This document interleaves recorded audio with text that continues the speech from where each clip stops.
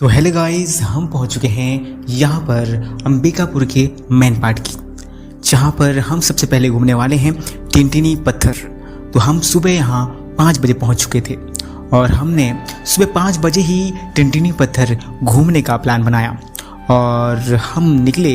और तो देख सकते हैं आप, हम पहुँच चुके हैं टिनटिनी पत्थर, जहाँ पर बोर्ड पर भी लिखा है टिनटिनी पत्थर का जो रास्ता है। तो हम निकलते हैं और आपको दिखाते हैं। लेकिन ये क्या, एक छोटा सा पप्पी जो है हमारे साथ ही चलने लगा।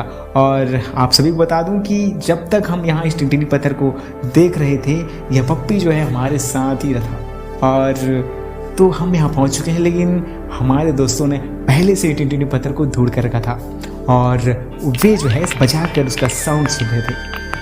तो मैं आपको भी सुना दूँ, जो हमारे दोस्त जो है किस तरह से टिनटिनी पत्थर को बजा कर देख रहे हैं।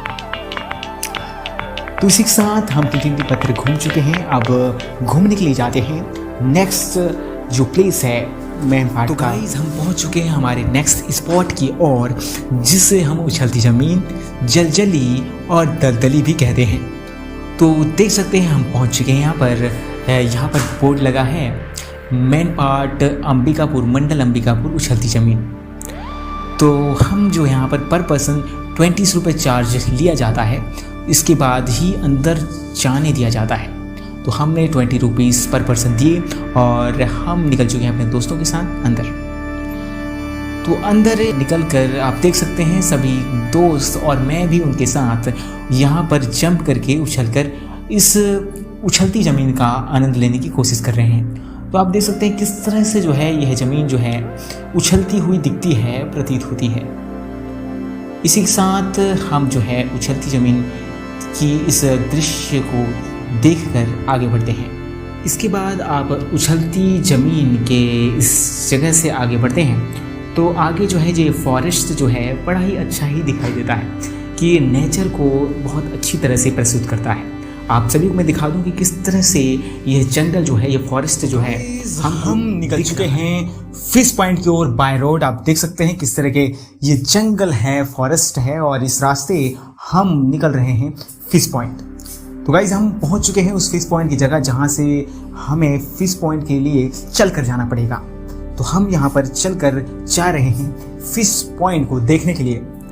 तो हम जो है पहुंच चुके हैं फिश पॉइंट, जहाँ पर हमें फिश देखने को तो नहीं मिल रही है, यहाँ कोई मछली तो नहीं है, लेकिन एक वाटरफॉल है जो ऊपर से बड़ी खूबसूरती के साथ गिर रहा है और हम उसे देख पा रहे हैं। बहुत ही अच्छा दृश्य, बहुत ही सुंदर सा दृश्य जो हमें यहाँ देखने को। तो गाइस, हम अब फिश पॉइंट के बाद हम निकल चुके हैं अपने नेक्स्ट स्पॉट की ओर, जिसका नाम है सनसेट पॉइंट। तो यह सनसेट पॉइंट जो है हम पहुंच चुके हैं, आप देख सकते हैं। लेकिन हम जो है गलत टाइम में पहुंचे हैं। ये जो है सनसेट का टाइम नहीं है, लेकिन फिर भी हमें यह जो है इस पॉइंट को कवर करना था, इसलिए हम इस जगह आए और इस जगह के इस दृश्य को देखा और थोड़ा बहुत एंजॉय किया। यहाँ पर हमने जो है साउंड सिस्टम लगाकर थोड़े डांस भी किए, जो आप देख सकते हैं किस तरह से मेरे दोस्त जो है और मैं भी किस तरह से गाने में झूम रहे हैं और थोड़ा डांस कर रहे हैं, एंजॉय कर रहे हैं और आज के दिन को यादगार बनाने की कोशिश कर रहे हैं। तो इसी के साथ हम जो है सनसेट तो नहीं देख पाए, लेकिन इस सनसेट पॉइंट को भी कवर कर लिया। तो गाइज, अब हम पहुंच चुके हैं सनसेट पॉइंट के बाद एक नया पॉइंट, जिसका नाम है मेहता पॉइंट। आप देख सकते हैं किस तरह का ये दृश्य है, किस तरह का ये मेहता पॉइंट है और किस तरह से ये मेहता पॉइंट जो है हमें दिख रहा है। तो गाइस, मेहता पॉइंट कवर करने के बाद हम रात में निकल गए चैतुरगढ़ की ओर और रात में हम पहुंच गए लगभग 2 से 3 बजे चैतुरगढ़ में हम रुके और सुबह का इंतज़ार किया। लेकिन रात में हमारे साथ एक अजीब सी बात हुई, जिसे मैं वीडियो के एंड में आप सभी को ज़रूर बताऊंगा। इस एक स्टोरी की तरह आप सभी के सामने पेश करूंगा। तो गाइस, पेश है चैतुरगढ़ की है सुबह। यहाँ छोटी मोटी दुकानें आसपास लगी हुई हैं। तो चलिए हम अब चलते हैं माँ महिषासुर मर्दिनी मंदिर, जहाँ कुछ हमें चढ़ाई करनी पड़ेगी और हमें कुछ सीढ़ियाँ चढ़नी पड़ेगी। तो हम जो है धीरे धीरे आगे बढ़ रहे हैं और सीढ़ियाँ चढ़ रहे हैं। यहाँ सीढ़ियाँ बहुत लंबी थी। हम एक के बाद एक सीढ़ियाँ चढ़ते जा रहे थे और आगे बढ़ते जा रहे थे। तो इसी तरह हम आगे बढ़ते बढ़ते अब हम पहुँच चुके थे ऊपर जहाँ मंदिर है। लेकिन मंदिर जाने से पहले हम सभी एक तालाब में रुकते हैं। देख सकते हैं यह तालाब जो है कितना अच्छा दिख रहा है। और यहाँ हमने स्नान किया, यहाँ हमने नहाया और नहाकर हम निकल चुके हैं मंदिर की ओर। मैं आप सभी को मंदिर का बाहर का दृश्य दिखा दूं। कितना खूबसूरत सा दृश्य है यह बाहर का दृश्य है मंदिर का। यहाँ पर मंदिर में भी कई प्रकार की कलाकृतियाँ हमें दिख रही हैं, लेकिन हमें अंदर माता की मूर्ति का वीडियो बनाने की इजाज़त नहीं मिली, इसलिए हम सभी आपको माता का दर्शन नहीं करा पाए। माता का मंदिर देखने के बाद अब हम निकल चुके थे शंकर गुफा की ओर, जहाँ हमें एक शंकर गुफा देखनी थी, जिसके लिए हमने थोड़ी बहुत ट्रैकिंग की और आगे बढ़ते रहे। और ट्रैकिंग करके आखिरकार हम जो है शंकर गुफा पहुँच गए। तो आप सभी को दिखा दूँ मैं, ये गुफा है शंकर गुफा। यहाँ पर हमें शंकर भगवान देखने को मिलेंगे। यहाँ पर शंकर भगवान के दर्शन के लिए हमें थोड़े झुककर इस नैरो रास्ते से जाना पड़ेगा और माता भगवान शिव का दर्शन करने को मिलेगा। तो आप देख सकते हैं किस तरह से हमारे दोस्त जो हैं इस छोटे से रास्ते अंदर जाते हैं और आ रहे हैं दर्शन करके भगवान शिव का। भगवान शिव का दर्शन करने के बाद अब हम शंकर गुफा से बाहर निकलते हैं और फिर से सीढ़ी की चढ़ाई के बाद अब सीढ़ियों से उतरने का समय आता है। और हम सीढ़ियों से नीचे उतरकर अब हम जो है एक रतनपुर महामाया मंदिर बिलासपुर की ओर निकल चुके हैं, जहाँ पर हम मंदिर पहुंचकर आपको दिखा दें मंदिर का दृश्य।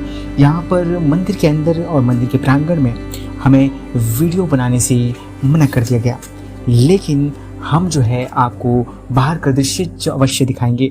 आप देख सकते हैं यह बाहर का दृश्य है मंदिर के प्रांगण का। तो इस तरह से है रतनपुर महामाया के बाद यह जो है हमारा सफ़र ख़त्म हुआ।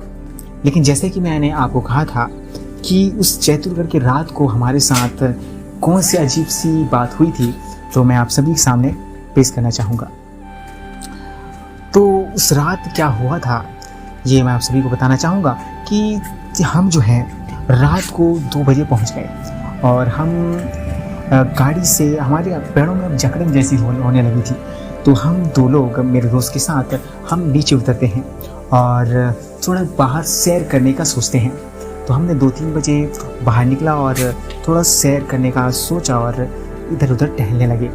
इसके बाद हम जो है सैर करने के बाद अब मेरे दोस्त ने कहा अब चलो यहाँ ठंडी है अंदर चला जाए। लेकिन मैंने कहा कि भाई मैं अंदर नहीं जाना चाहता, मुझे यहाँ अच्छी नींद आएगी। मैं पेड़ के नीचे ही सोने का सोचने लगा। वहाँ के पेड़ के नीचे इतनी अच्छी हवा आ रही थी कि अगर वहाँ सोऊं तो मैं पैर फैलाकर भी सो सकता हूँ, और गाड़ी में जो आप जानते हैं बहुत कम जगह होती है। तो यही सोचकर मैंने जो है वहीं पेड़ के नीचे सोने का सोचा। लेकिन मेरे दोस्त ने कहा चलो यार यहाँ कुछ भी हो सकता है, ये जंगल एरिया है।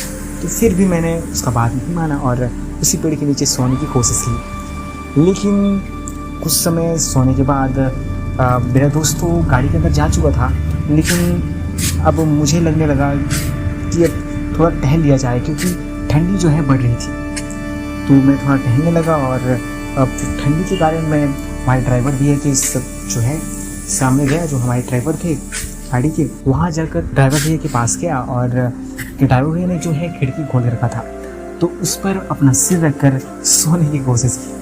और मैं जैसे ही सोने की कोशिश की, अचानक से अजीब सी आवाज़ आई। अचानक से किसी के कराहने टाइप की आवाज़ आई। मुझे लगा कि कोई छोटा मोटा जानवर होगा, लेकिन दोबारा अचानक से ऐसा आवाज़ आने के बाद मैंने दोस्त से कहा कि दोस्त जल्दी दरवाज़ा खोल, कोई अजीब सी आवाज़ आ रही है। दोस्त ने मेरी आवाज़ को पहले नहीं सुना। इसके बाद मैंने दोबारा खटखटाया, दोस्त भाई कुछ आवाज़ आ रही है अजीब सी, मुझे अंदर आ जाना चाहिए। लेकिन वो सुन नहीं रहा था। मेरे दोस्त ने चिल्लाया कि दोस्त इधर आ जा, हम इधर से अंदर आ जाए, ऐसे अगर कुछ आवाज़ आ रहा है। जैसे ही अब आवाज़ पड़ने लगी उसकी, तो तुरंत, लेकिन उसी दोस्त ने अचानक उठा और तुरंत खोलने लगा और दरवाज़ा तुरंत बंद किया। इसके बाद जिस दुकान वाले जहाँ उस जगह में रहते थे वो दौड़ कर आए, और जब हमने उनसे पूछा तो हमसे बताया गया कि एक तेंदुआ जो है गाय को लेकर जा रहा था।